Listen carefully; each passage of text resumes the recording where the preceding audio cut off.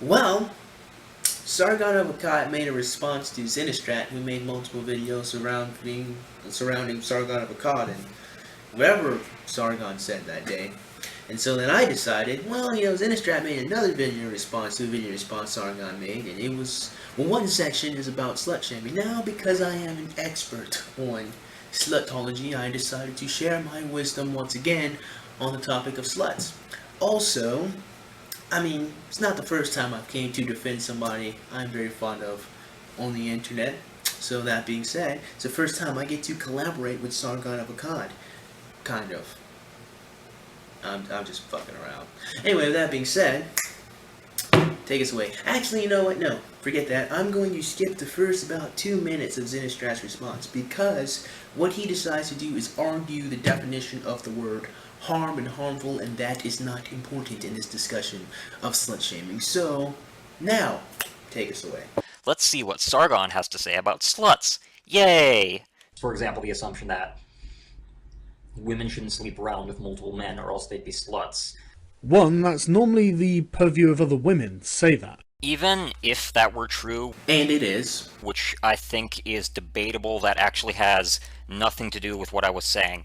What I was saying is that there are these cultural standards, and one of these standards is that women who sleep around with a lot of men are considered sluts. By the definition of the word, again, being a slut is point of fact. It doesn't really matter whether it's men or women who are enforcing this standard. For the record, I think it's both. You're right, it is both men and women. Usually women use it in order to hurt other girls' feelings or to establish social hierarchies, which is very strange.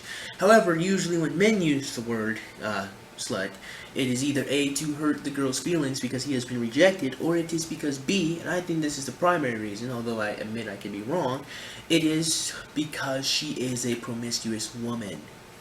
But the fact remains that this cultural standard is there, and that's what I was saying. I was saying that this cultural standard exists. Yes, and that's true. However, here's something that I've never actually said in a slut-shaming video, and that is, it really doesn't matter to acknowledge the existence of slut-shaming without getting into, 1, why people do it, 2, what's the purpose of it, and 3, how it came about. If you're not going to actually dissect the phenomenon that is slut-shaming, then acknowledging it ain't gonna do much shit. Also, I don't normally bring this up, but I have before. I think slut-shaming is a terrible word to use, considering the fact that if you call someone a slut, and that is slut-shaming, well, technically speaking, not all women who have sex with some people are promiscuous, and thus you are assuming she's a slut when she's not. So, in all honesty, slut-shaming is kind of offensive to some women too when they're not actually sluts. You see what I mean? But 2, why is that harmful? Now, this is a real doozy. I would say that I'm surprised that Sargon would say this, but honestly, I'm kind of not. The reason that slut-shaming is wrong is that it restricts women's freedom by punishing them and shaming them for choosing to express their sexuality in a way that men suffer no consequences for. Now, there are 2 things wrong with what you just said. The first thing wrong is that slut-shaming is punishing a woman. And the question that I must pose to you, my friend, is how do you shame he who has no shame? The answer to that question is you can't. In other words, if a woman truly does like being a slut, or like being a whore, or prostitute, or whatever, you cannot make her feel bad for her decisions that she consciously made. The only way you could hurt or punish a woman for being a slut or having lots of sex is if she does not like being a slut, or if she is insecure about being a slut. No insecurity equals no harm to your feelings. Number 2, men suffer lots of fucking consequences for being promiscuous. Now, you are perhaps arguing from a social point of view, and you would still be wrong, but from a biological point of view, one of the consequences of being promiscuous is having multiple children, and then you get slammed with lots of child support if they catch you. Another problem is STDs. That's something that most men are not exempt from, even with the use of condoms, for some diseases, of course, for some. Of course, and that should be obvious, I shouldn't have to say that. But again, there are consequences for men when they are promiscuous as well as women. However, there is a mental emotional consequence for a lot of women that doesn't always affect men, although it does sometimes, but not as much as women and not to its effect. And I'll have to talk about that in another video. Actually, someone sent me a book of charts and statistics about women, who have sex earlier in their lives have more partners. And the link to that will be in the description box below. I say go give that chart a read.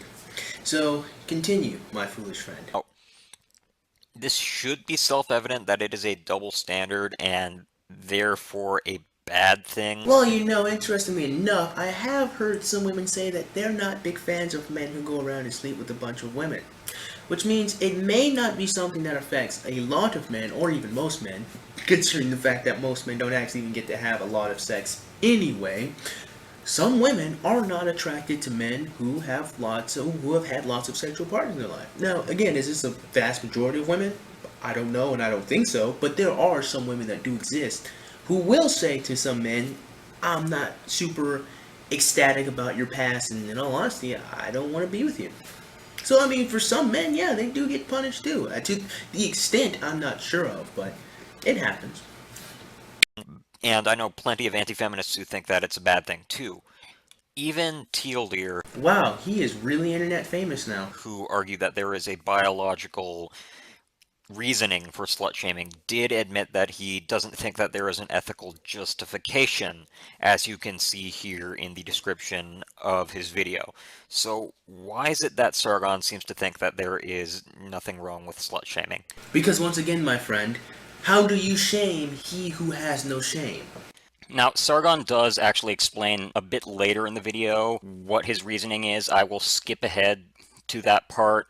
There is some other stuff before that, but I'm going to be addressing that in the next part of my video response. But this is his reasoning for why being a slut is a bad thing. The fact that we now have safe methods of birth control and abortion means that there is no reasonable justification to shame women for having multiple sexual partners in the way that men do. So, the shame of being a slut has nothing to do with birth control or pregnancy. One, not being a slut helps prevent the spread of venereal diseases. It's funny that Sargon says that pregnancy and birth control have nothing to do with slut-shaming, and then says that the risk of contracting venereal disease is a reason not to be a slut. You see, my friend, that is an area where Sargon himself was about half right. And he was right in the sense that slut-shaming in our contemporary age is not about pregnancy. It's more about venereal diseases. However, again, this is why I say you should really think about the social history and the purpose of slut-shaming before you just go about screaming how it's harmful and it's not necessary. Because from a social point of view, historically speaking, slut-shaming was a way for women to not only retain the power that they had in terms of the sexual realm, and that they had to make men, actually give a damn about them in order to have sex with them, but also it was there so men could have his children and be sure that his children were his. Because again, this is a time period where there's no such thing as a bloody paternity test. Several times I hear people surmise the question. It's a very good question. And that question is, has technology surpassed our basic instincts or our biological instincts?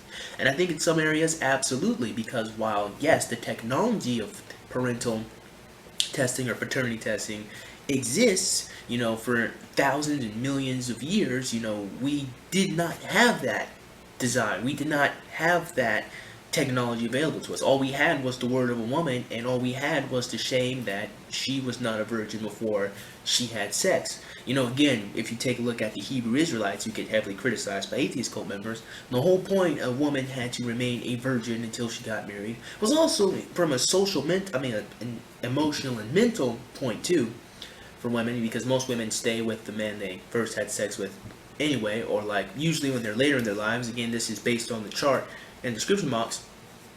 But also, again, being a virgin almost guaranteed or ensured that your children were your children. And this is why the Puritans harshly criticized adulterers, which we're going to talk about in just a second.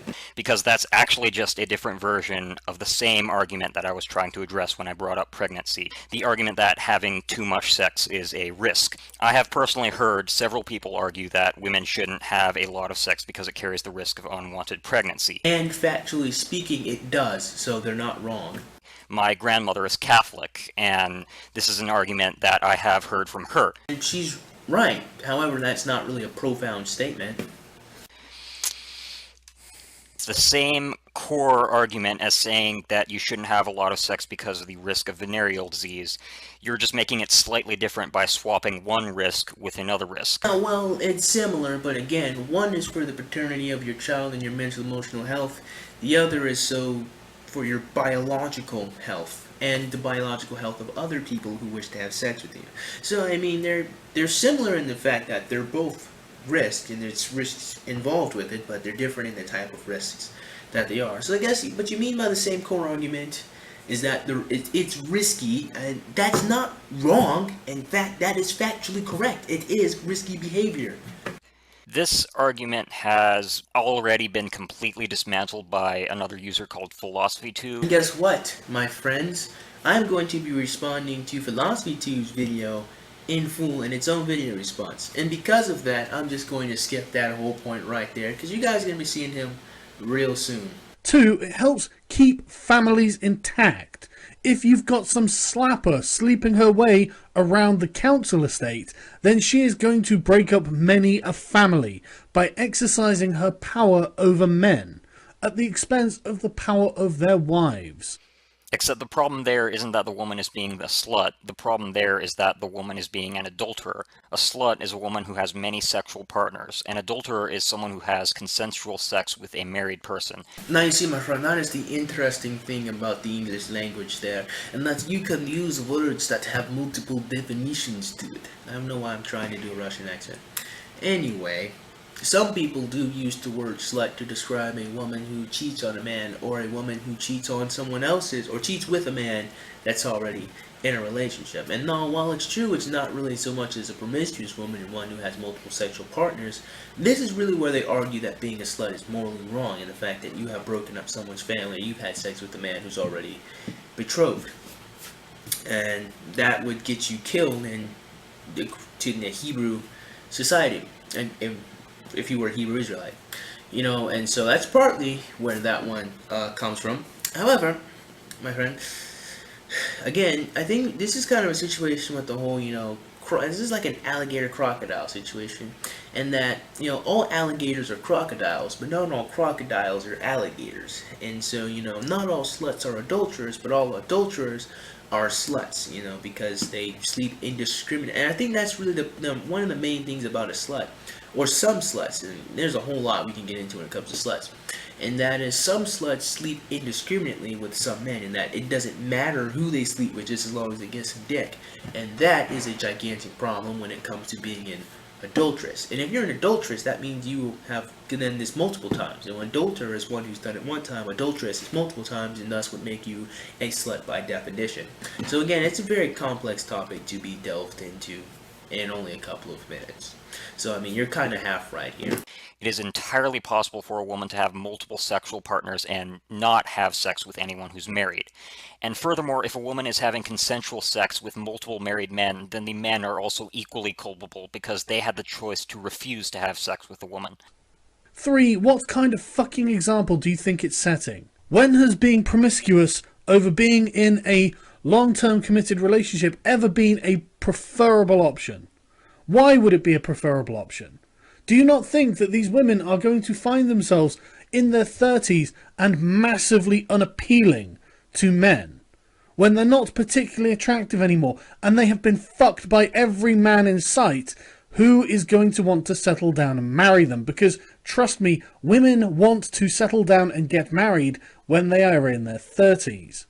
Even if it were true that a woman sleeping around would make her unappealing to potential husbands, and it is, when she's in her 30s, then so what?